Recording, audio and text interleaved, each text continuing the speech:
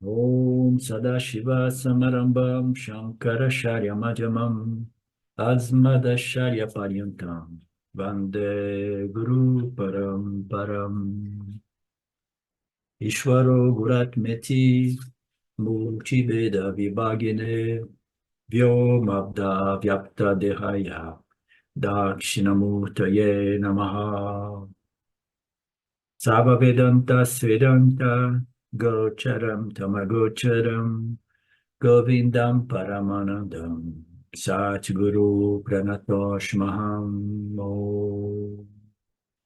Om Shanti Shanti Shanti Om Namastê. Bem-vindos à nossa aula do Gita. Nós estamos no capítulo 6 do Bhagavad Gita, abordando o tema meditação. Nós vimos o que é a meditação, né? Ela, sem dúvida, envolve muito esforço e, principalmente, ela requer um objeto de meditação. O esforço é manter a mente focada no objeto de meditação, qualquer que seja, para que nós possamos entrar na meditação religiosa, espiritual, ou védica, ou vedântica. Nós precisamos utilizar um objeto de meditação que seja um símbolo, né, do Criador, de Ishvara, né, de Saguna Ishvara, Nirguna Ishvara, mas o nosso objeto de meditação deve ser esse Ishvara. Nós vimos todas as variações deste processo, que envolve muito esforço, né, e que envolve uma disciplina, né, de trazer a mente de novo e de novo para o nosso objeto de meditação, até que ela desenvolva uma vassana, uma tendência natural de permanecer focada no objeto de meditação. Tudo que nós vivemos como seres humanos nada mais é do que vassanas operando no complexo corpo-mente. Então, qual é o nosso objetivo? Como nós dizemos frequentemente, é cultivar, desenvolver e manter uma vassana, né, vedântica, uma vassana contemplativa, uma vassana aham brahmasmi, no final das contas, tá? Então, por que que a gente quer uma vassana desta natureza? Porque a gente não quer ficar fazendo esse trabalho árduo de novo, de arrastar a mente para pensar sobre o ser, arrastar a mente para pensar sobre a minha natureza como ser, como ilimitada, como puro, como livre da ação, livre de...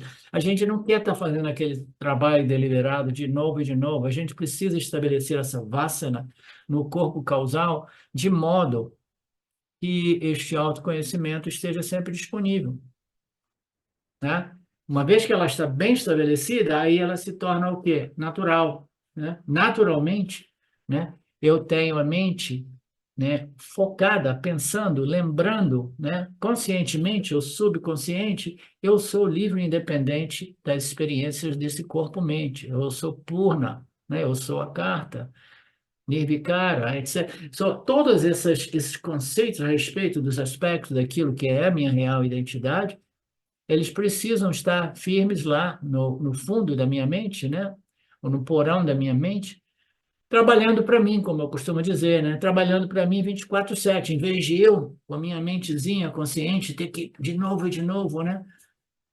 Fazer esse trabalho que requer muita disciplina. Nós estamos falando sobre o Passana, nós estamos falando sobre o Dhyana, meditação, que é, sim, um esforço muito grande de arrastar, de colectar, de catar, de reunir a mente, entendeu? Em torno ao nosso objeto de contemplação ou meditação. E a gente faz isso não por esporte, né? A gente faz isso porque a gente crê no benefício desse esforço. A gente sabe, a gente compreendeu o sistema Maya Ishvara, nós sabemos que todos os seres humanos vivem nesta prisão chamada samsara, que é mantida tal como é, né, por essa ignorância que reside no corpo causal de todos nós.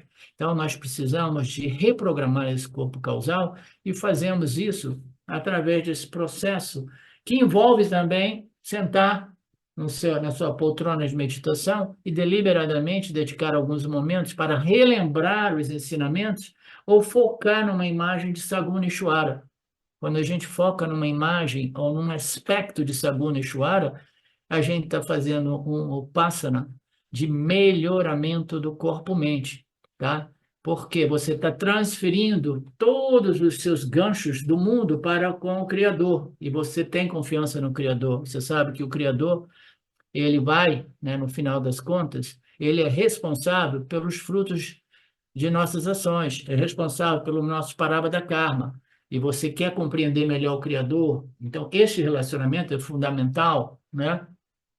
Então nós estamos fazendo essa meditação a nível de Saguna, na qual nós desconectamos do mundo, dos pensamentos do mundo que povoavam, né, que aglomeravam a minha mente, e eu comecei a pensar nos aspectos de Saguna Brahman, né? Isso vai fazer uma transferência da minha dependência dos objetos do mundo para com Saguna Brahman, para que mais tarde essa dependência de Saguna Brahman se manifeste como independência ou dependência em Brahman, que é a minha própria natureza, que é a própria natureza de Saguna Brahman, que é a própria natureza da Marineia, que é a própria natureza de Jagata, né? É a natureza de tudo, né? Então, este é um processo que requer esforço, sim, né? E nós vimos isso muito, né, largamente, né, minuciosamente nas últimas aulas, né? É por isso que o Swami diz repetidamente que a meditação vedântica, ela utiliza pensamentos. Ela não é sem pensamentos. Esse é um outro ângulo de todas essas análises, é que a galera da yoga, eles pensam que a meditação é simplesmente um processo no qual você não dá atenção aos pensamentos até que eles fiquem cansados. Aí eles vão dormir, tá? Então, você não dá atenção para eles, não dá atenção para eles, vão dormir, né? Aí você experimenta o que é uma mente livre de pensamentos. Então, o pessoal da yoga pensa que isso é libertação, mas uma criancinha, quando ela cansa, ela vai dormir. Mas qual o problema? Ela acorda de novo, né? Então, os pensamentos do mundo vão acordar novamente, né? Então, repetidamente, né, eu tenho que fazer esse trabalho de arrastar a mente para o meu foco, e isso envolve o quê? Pensamentos vedânticos. Isso não envolve, né, um esforço para eliminar os pensamentos, mas educar a mente a pensar, né, nas mesmas linhas, em harmonia com essas declarações dos Upanishads, com esses ensinamentos, com essa sabedoria que nos foi revelada, né? A meditação do yoga é uma meditação que visa o não pensamento e o Nirvikalpa Samadhi, mas é o Nirvikalpa Samadhi experimental. Experimentar o vazio, né? Experimentar o nada. Totalmente absorto, né? Absorto, Martelo. Absorto, né? Neste vazio, né? E a meditação Vedante, que a gente vai ver mais ali adiante, não tem nenhum interesse no vazio, tá? Como o próprio Ramana Maharaj costumava dizer. Não cai nessa de Nirvikalpa Samadhi, é mais ou menos como um apagão ou um sono profundo. Permaneça alerta, fazendo a investigação, quem é você.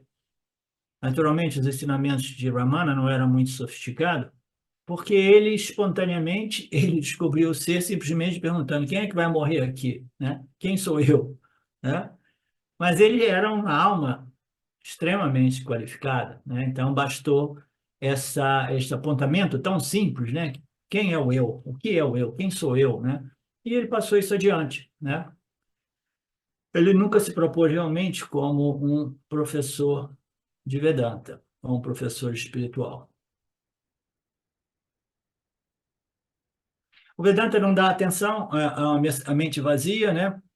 O Vedanta dá atenção em criar uma atmosfera de pensamentos vedânticos, que é chamado de Atmani Avasthanam, né? Um padrão similar de pensamentos em torno ao nosso objeto de meditação, seja ele Saguna Brahman ou Nirguna Brahman. A gente vai pensar, manter esse fluxo constante, homogêneo de pensamentos semelhantes em torno ao nosso objeto de meditação, por um período de tempo. Isso é o que nós chamamos de arrastar a mente para o ser e permanecer no ser. Arrastar de novo, pensamentos mundanos aparecem, você arrasta de volta, né? Então, permanecer no ser, mas não sem pensamentos, mas com um padrão de pensamento semelhante, né? Apresentados né, pelas declarações de identidade ou sobre as características e naturezas de Brahman, né, e de até mesmo de Saguna Brahman. Então, esses padrões de pensamentos, né, é que vão criar o samadhi vedântico, que é um samadhi que também é samadhi, tecnicamente falando, porque é a absorção, né, naquele fluxo constante, naquele objeto extremamente sofisticado, que é um conjunto, né, de pensamentos, né, upanishádicos, né? Então, também é um objeto de meditação. Então, samadhi é a absorção total naquele fluxo de pensamentos semelhantes, ao invés de deixar a mente pulando de galho em galho, de mitos, né, limitados, que são os pensamentos: eu sou o corpo e o mundo está aqui, eu preciso me proteger do mundo, né? Então, esses pensamentos são os mais variados, nós conhecemos, né? Eu sou purna, eu sou cheio, eu sou inteiro, eu sou completo, eu não tenho forma, eu sou autocontido, autoluminoso, né? Então, uma infinidade de aspectos a respeito da minha natureza, né? Da nossa natureza, que precisam ser lembrados neste processo de Samadhi Vedântico, que não envolve o apagão, né? Portanto, Krishna diz: a mente deve permanecer firme no ser, mantendo os pensamentos relevantes, os pensamentos semelhantes, né? E isso é chamado Yukta Ityukyate, né? Isso é chamado de yoga, né? Isso é chamado de samadhi, uma absorção, né? Aquele fluxo de pensamentos em torno ao eu, né? O ser, né? Aí ele diz que eu já tinha anotado na aula anterior que o próprio samadhi é dividido em dois. Há dois tipos de samadhi, né? O envolvido é o savikalpa samadhi e o nirvikalpa samadhi. O que é o savikalpa samadhi do ponto de vista do Vedanta? Porque é totalmente diferente do samadhi, do savikalpa e nirvikalpa samadhi, como definição do yoga, né? Como definição do yoga, o savikalpa é quando o mundo desaparece, mas eu sou permanece, né? E o nirvikalpa é quando o mundo desaparece e eu sou desaparece, o apagão total. Isso do plano, do nível experiencial do yoga, né? Mas o que é o Savikalpa e Nirvikalpa Samadhi do ponto de vista dos Upanishads? Savikalpa é um esforço necessário para arrastar e manter a mente, né, nesses aspectos, né, nesses pensamentos homogêneos, né, nesses pensamentos semelhantes que definem o ser, que são as características do ser, a natureza do ser, aquilo que eu sou. Então, até que nós tenhamos um esforço de novo, rejeitar os pensamentos do mundo e trazer a mente de volta para as características, né, o aspecto e a natureza daquilo que eu sou, infinitamente não limitado, tem o esforço. E quando eu tenho esforço, é chamado de Savikalpa Samadhi, ok? E o Nirvikalpa Samadhi, o que seria o Nirvikalpa Samadhi? É quando você já não tem esforço, porque você desenvolveu uma super vassana, né? Que você entra no seu espaço de meditação e quase que sem esforço, a mente ela abandona os pensamentos do mundo e volta para os pensamentos a respeito do ser, né?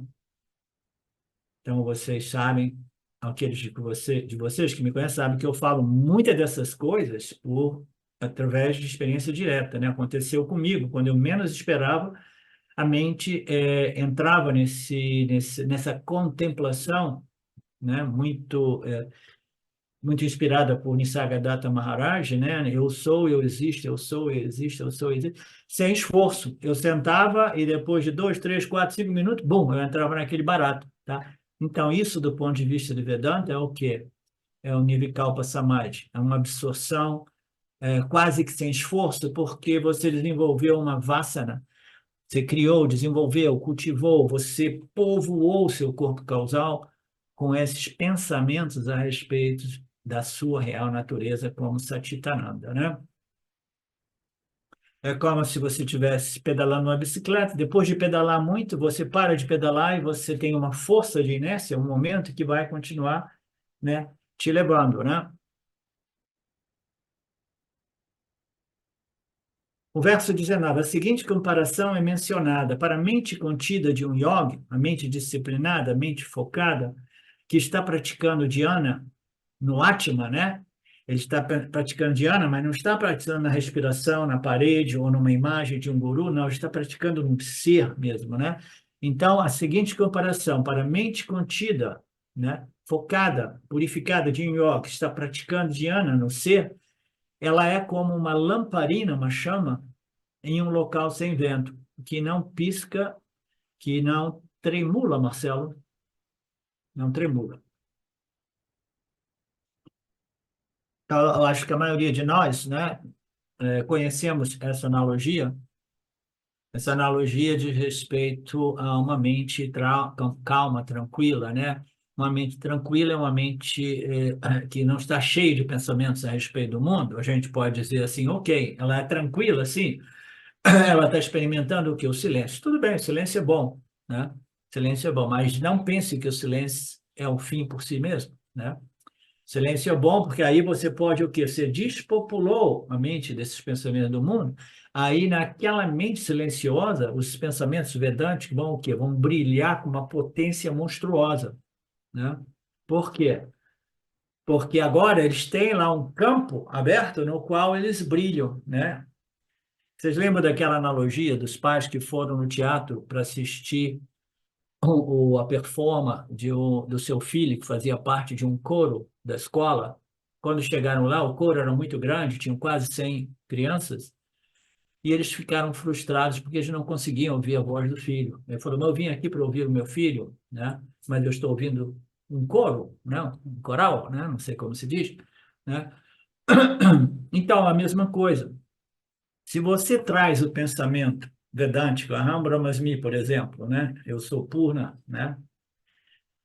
Se você traz esse pensamento, mas esse pensamento está lá em meio a muitos outros pensamentos, né? Ele não vai ter um brilho, ele não vai ter uma relevância grande, ele não vai ter uma força, entendeu? Uma luminosidade, uma clareza, né? Porque ele está em meio a muitos outros pensamentos, né? Mas se você, né, pega essa mente, esvazia ela de pensamentos do mundo e traz o pensamento, a minha natureza é purna, eu sou cheio, inteiro e completo, livre, independente deste mundo, né? Então aquele pensamento se torna o quê? Potente, porque a mente ela se livrou de pensamentos do mundo, tá? Então esse é um ponto importante, porque é melhor as pessoas participarem das aulas, né? Mesmo que fazendo a unha ou lavando os pratos, do que não participar, né?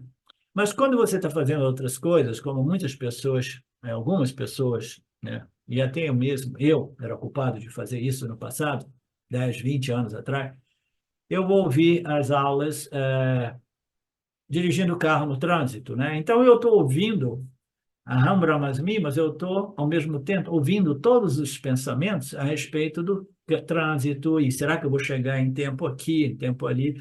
Então, não tem a mesma força, não tem o mesmo poder, né?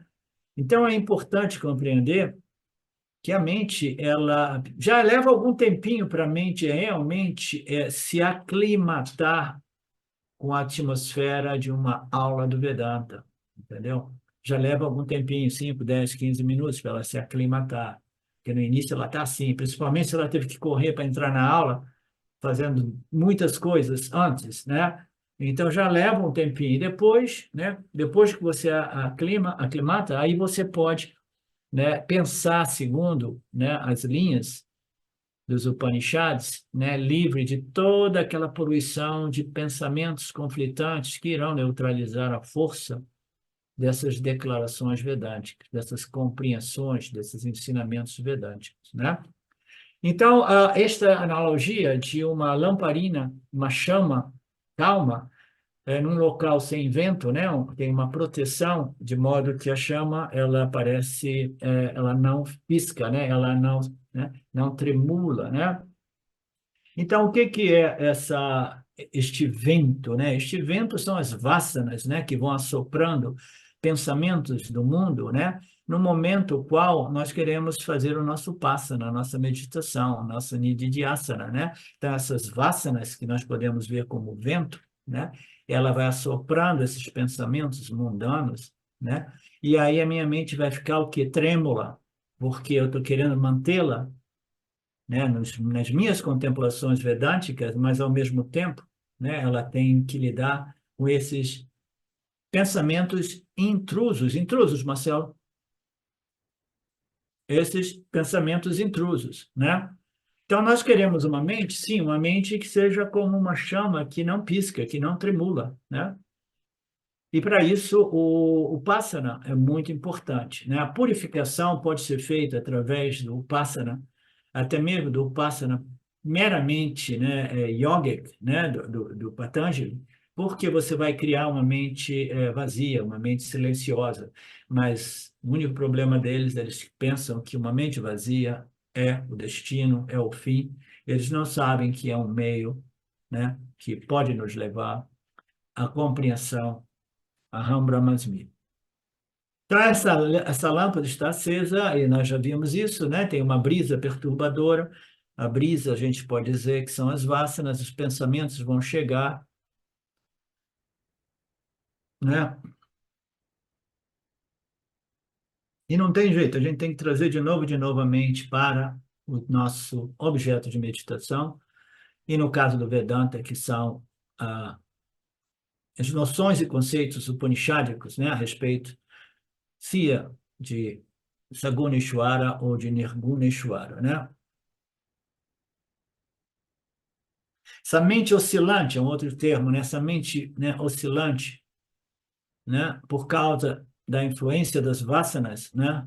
A mente oscilante por causa da influência externa e até mesmo da influência interna, né?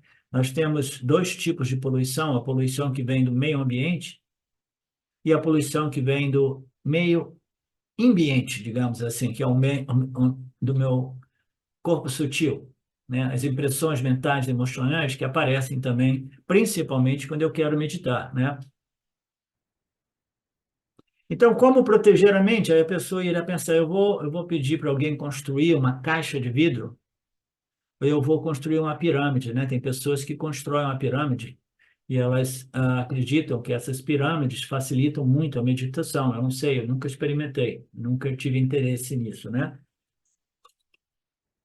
Mas proteger a mente não basta, né? Você sentar debaixo de uma pirâmide, embora talvez possa ajudar, e muito menos numa caixa de vidro, porque a oscilação não vem do vento, a oscilação vem das vasanas, né?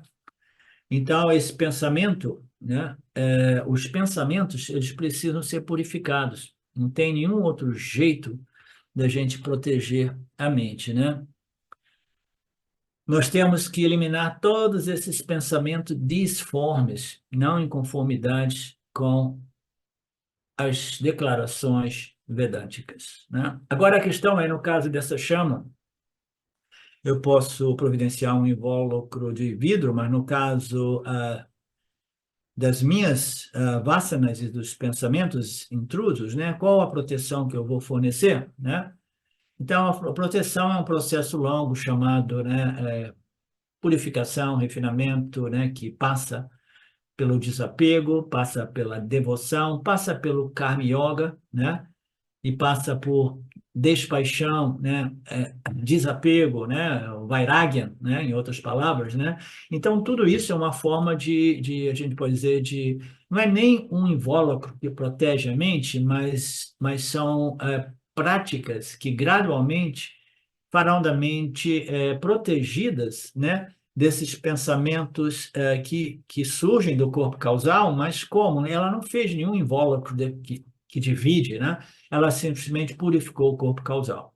Tá? A mente, através desse processo, Karma Yoga, Dhamma Yoga, Upasana Yoga, no qual o indivíduo compreende o relacionamento entre a criatura, o Criador e a criação, ele compreende que ele precisa desapegar das expectativas a respeito do futuro, ele precisa compreender que Ishvara se manifesta como campo, ele oferece as suas ações como devoção, né, reverencialmente ao campo, né, aceita os resultados como prasada, também, com muita gratidão e devoção, né? E assim ele desenvolve esse espírito devocional que vai substituindo as emoções do mundo de quereres e não quereres, de gostos e desgostos, né?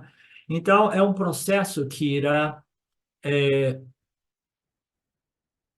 purificar a mente de tal modo que o corpo causal ele já esteja puro o suficiente para não produzir pensamentos, né, contrários aos meus pensamentos vedânticos, principalmente quando eu quero fazer o meu Upasana, né?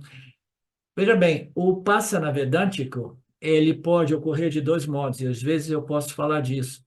Nós podemos desenvolver uma Vassana vedântica tão profunda que ela está presente conosco até mesmo durante os trabalhos, até mesmo durante os nossos entretenimentos, até mesmo durante os momentos, né, mais adversos, momentos mais felizes. A gente está sempre lembrando. A gente é uma nididhyasana que não envolve o afastamento meu do mundo, mas para isso a mente precisa estar com muitas impressões vedânticas, né? Então, o Passana nada mais é do que o que? Vamos dar uma forcinha nesse processo, né? Vamos dar uma acelerada neste processo. Como assim? Você vai tirar meia hora ou 20 minutos, aí você vai desligar do mundo e vai ver, principalmente, é um teste maravilhoso para ver o seu estado mental, para ver como está o seu corpo causal, que tipo de pensamentos ainda está residindo e povoando a sua mente causal. Porque quando você para meia hora ou 20 minutos para fazer o seu Passana Vedântico, você quer lembrar, você quer chamar de volta todos os pensamentos a respeito da sua natureza totalmente cheia, livre e completa, né?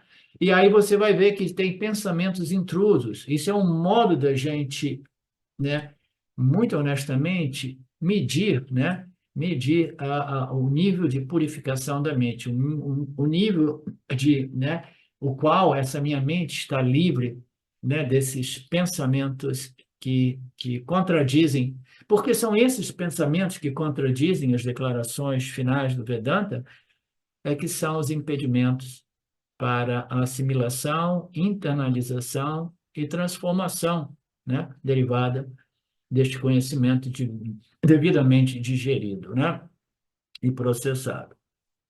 Alguém tem dúvida? Alguém tem questão? Alguém tem reclamação? Alguém fica É, chateado com... quando você utiliza a expressão mente causal, porque, assim, tecnicamente, a gente estuda a mente como pertencente ao corpo sutil, né? Seria o quê? Da onde emana, as váparas que emanam, os tipos de pensamento que emanam do corpo causal para a mente, é isso? Sim, nós temos três corpos, um dentro do outro, tá? O mais sutil é o corpo causal. Aí no corpo causal, como uma cebola, aparece o corpo sutil. E no corpo sutil aparece o corpo físico, tá? Então, quando nós entramos no sono profundo, por exemplo, o corpo físico ele se recolhe no corpo sutil, o corpo sutil se recolhe no causal, tá? É simplesmente uma coisa que abre e fecha, né?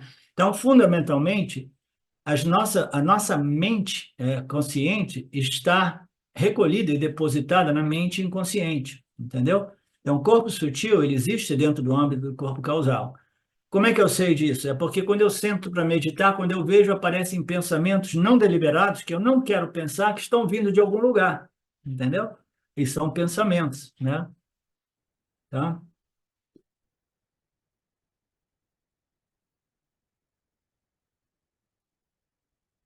Aí o Swami diz, mas que papo é esse aí de bhakti, devoção, de... O que você quer dizer com bhakti e vairagya? De qualquer forma, eu não deveria me desviar até mesmo desses pensamentos, né?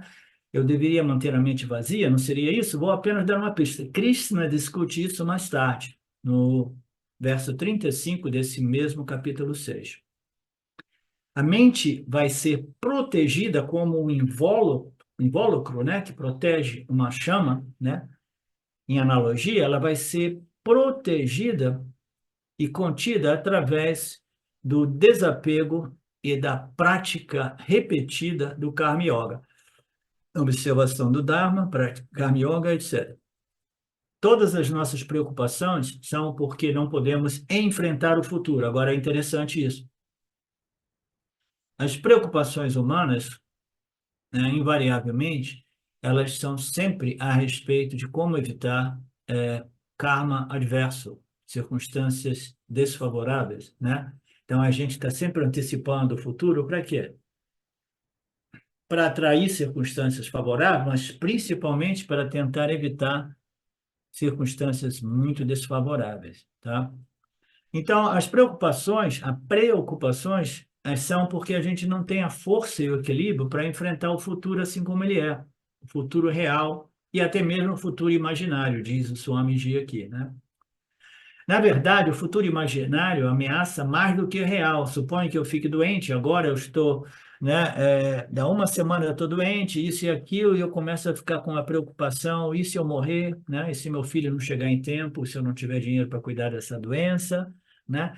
Então, essas preocupações imaginárias, elas sobrepõem as preocupações reais, né, a respeito daquilo que está se manifestando como o nosso destino, como o nosso Prarabdha Karma, né? Então, é um nível de preocupação, né? Um é você fazer uma leitura da situação e depois a tendência humana e dizer assim, não, eu não quero essa realidade. E a outra é ampliar demasiadamente tudo isso, né? Viajando, né? Devido a esse excesso de medo e incapacidade de enfrentar o Prarabdha Karma, entendeu? Ainda assim com o espírito de aceitação e gratidão, né? Então, esse futuro imaginário, ele se sobrepõe, né, ao futuro preocupante, né? Toda vez que nós temos circunstâncias adversas, né? E a segunda perturbação, né? Uma é a preocupação, é o apego. Eu não me preocupo comigo mesmo, preocupo-me com os membros da família. Então, isso tudo aqui, né? O apego, né? Se eu me preocupo com o meu futuro porque eu estou apegado à ideia de que eu sou corpo-mente. Aí, não somente, como se não bastasse essa minha preocupação, esse meu apego, né? Essa identificação equivocada, eu projeto também preocupações a respeito do meu filho, né? Principalmente os filhos, né? A gente fica preocupado, isso e aquilo. Então, tudo isso, né, é devido a essa ignorância básica, fundamental, que produz essa identificação. Eu sou o corpo-mente, meu filho e minha filha são o corpo-mente. E eu me preocupo com o meu corpo-mente, eu me preocupo demasiadamente com o corpo-mente dos meus filhos, né? Os membros da família, o que vai acontecer com eles, etc, etc. Aí ele diz: lembre-se que tudo existe dentro da inteligência suprema do Lord Ishvara, eles foram criados por Deus, serão cuidados por Deus e serão destruídos por Deus mais tarde, quando for o seu momento, quando for o seu karma. Então, deixe tudo isso por conta de Ishvara, né? Mas o que você... Mas a respeito do meu próprio corpo-mente, meu filho, minha filha, minha esposa, meu esposo, meu namorado, eu posso desencanar, mas o meu corpo-mente é a mesma coisa, né? Ishvara criou, Ishvara vai levar no momento devido, né?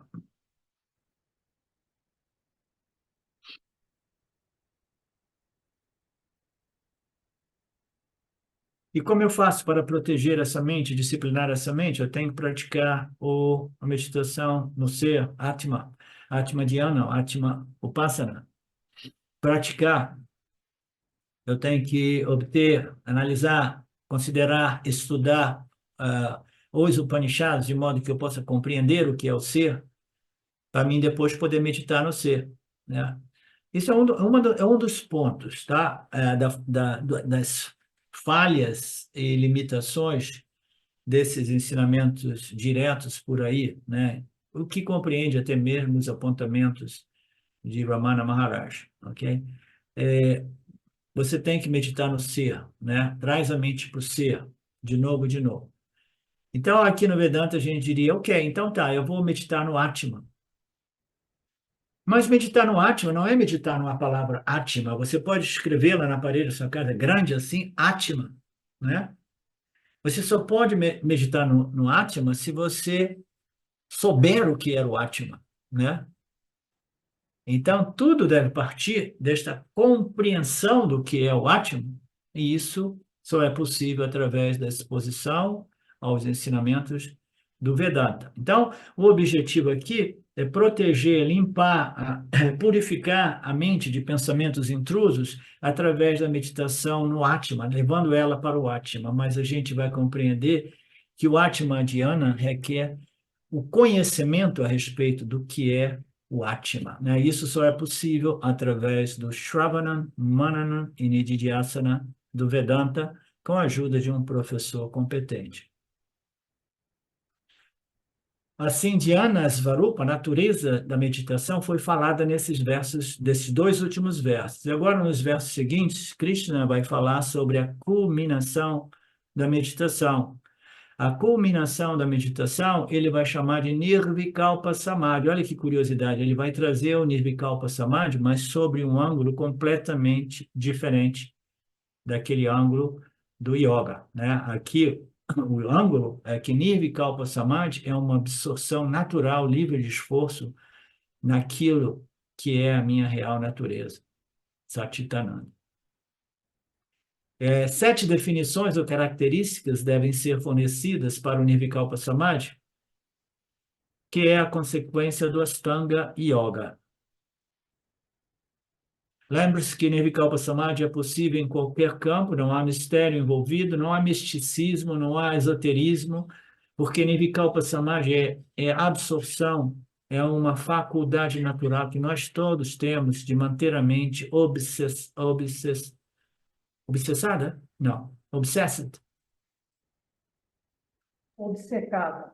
Obcecada, né, num determinado objeto de meditação. Você lembra aquele exemplo, né, do Arlindo, quando ele era garotinho, que se apaixonou pela Teresa e ele entrava em samadhi direto, né, pensando na Teresa, né?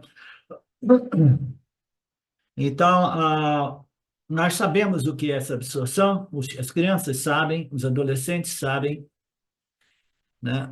As pessoas, os adolescentes atuais que ficam obcecados com esses jogos, né, digitais, né, sabem o que é o samadhi também, né?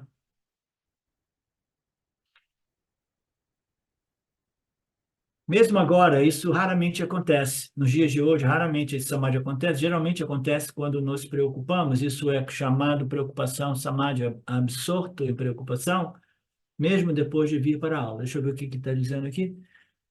Sem piscar, a criança só tem. Então, a criança, ela permanece totalmente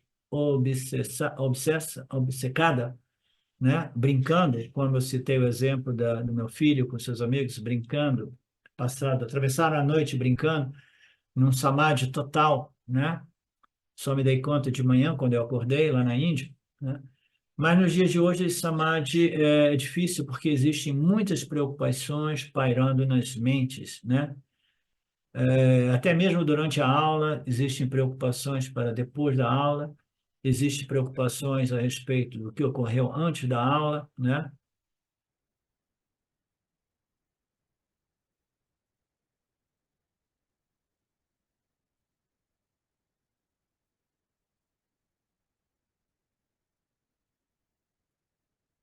Aí ele faz um exemplo aqui referente ao jogo do cricket, né? Ele é um amante do esporte, cricket, principalmente e tênis, né? E ele, muito frequentemente, ele dá esses exemplos do esporte, do mundo do esporte, né?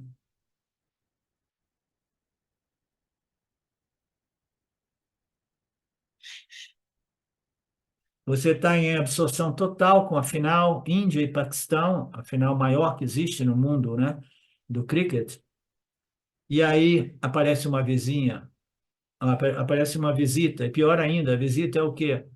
É a sua sogra e o seu sogro, né? Eles chegam na hora que você está no samadhi total com a sua partida, com o seu jogo do cricket, né? Imagina que situação, porque você não pode não abrir a porta para eles, né? O que o Swami Ji quer dizer é que não atribua nenhum misticismo, né, ou esoterismo, ou mistério ao Nirvikalpa Samadhi. É uma faculdade de foco, de absorção total, que todos nós já conhecemos, principalmente quando somos crianças, né? Não fomos submetidos a esse bombardeamento de pensamentos mundanos que cria uma distração enorme mais tarde, né? Nós usamos essa faculdade de foco para focar e meditar e contemplar sobre a nossa própria natureza sob a luz dos ensinamentos dos Upanishads. Isso é Nirvikalpa Samadhi. E nós veremos 7 definições a seguir nos próximos versos. E assim nós passamos para o arquivo seguinte.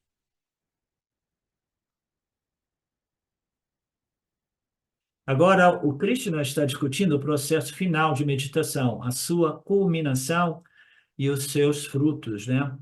É isso que a gente vai. Agora a gente vai entrar nos palams, né? Nos frutos, nos resultados, né? Como nós dissemos, né? O ápice da meditação é a absorção total no nosso objeto de meditação, seja ele o mais simples possível ou o mais complexo possível. Mas a absorção mental é a absorção mental, e no caso vedântico, ele é definida como absorção num fluxo constante homogêneo de pensamentos semelhantes a respeito da minha natureza pura, livre, cheia, completa e independente do mundo e das experiências do agente que experimenta o mundo, né? O fluxo de pensamento semelhante, neste contexto, é chamado de Sajatya, significa fluxo de pensamentos homogêneos ou constantes, ou semelhantes. Fluxo de pensamento, ele coloca todos esses termos em sânscrito, aí ele diz que significa isso, isso e isso. Ele faz isso porque a audiência dele, o público dele, também são pessoas que estudam o sânscrito, tá?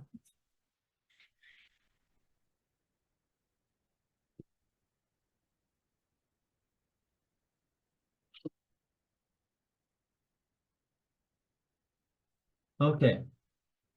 A meditação vedântica, o fluxo de pensamentos semelhantes, precisa ser, né, pensamentos em torno do próprio ser que eu sou, e esse ser tem características ou aspectos ou naturezas diferentes,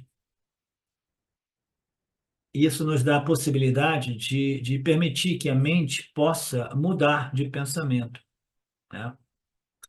A mente, ela gosta de variação, né?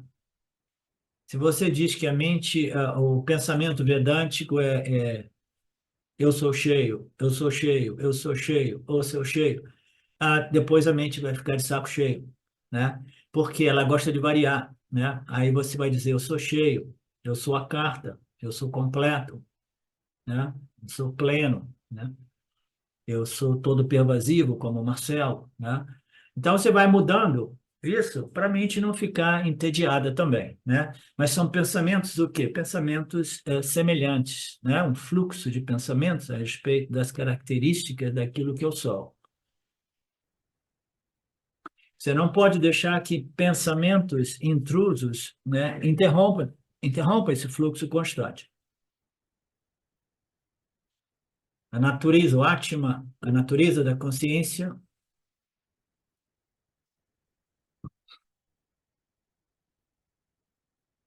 Krishna já discutiu os vários aspectos do Atma, apenas devem ser meditados, somente esses aspectos.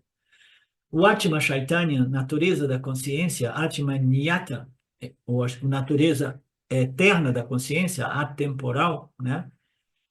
Natureza não dual, Eka, a natureza omnipresente, né? Então, são alguns dos aspectos daquilo que nós somos, né? Que nós vimos nos capítulos anteriores, quando o Krishna Guru apresentou o Yani Yoga do Vedanta para Arjuna, né? Krishna já discutiu diferentes características do Atma. Eu tenho que lembrar, trazer, fazer vivo em minha mente esses ensinamentos, essas características. Tudo que eu ouvi do meu guru, eles precisam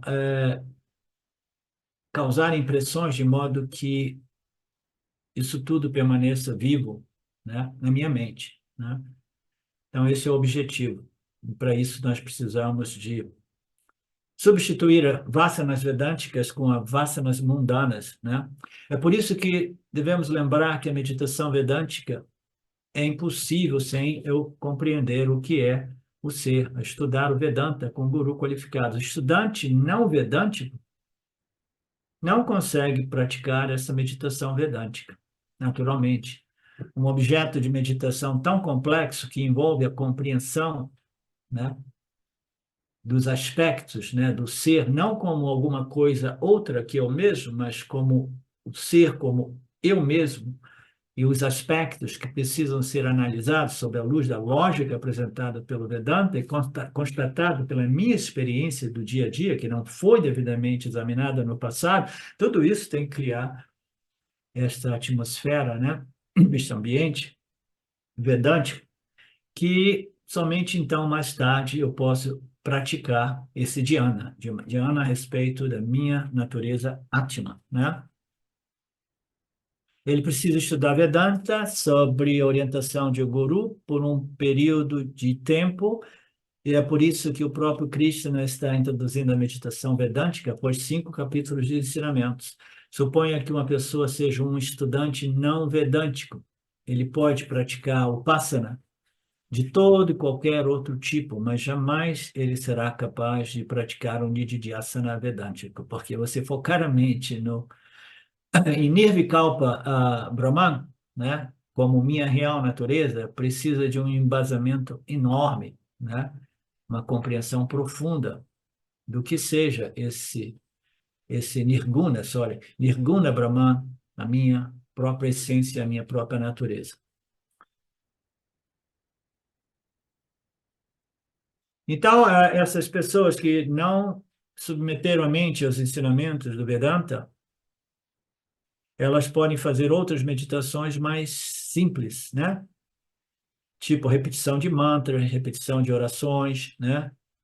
E o Swami disse que eu vou falar, o Vedanta, o Krishna vai falar sobre isso mais para frente, essas meditações, né? Mais simples. E o Swami, ele disse que eu também vou fazer uma meditação guiada mais simples, né? Quando nós estivermos concluindo o capítulo 6, tá?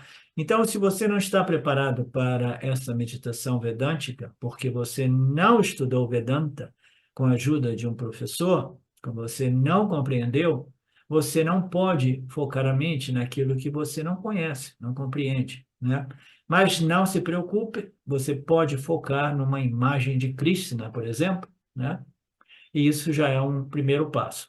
Você entende, Betânia?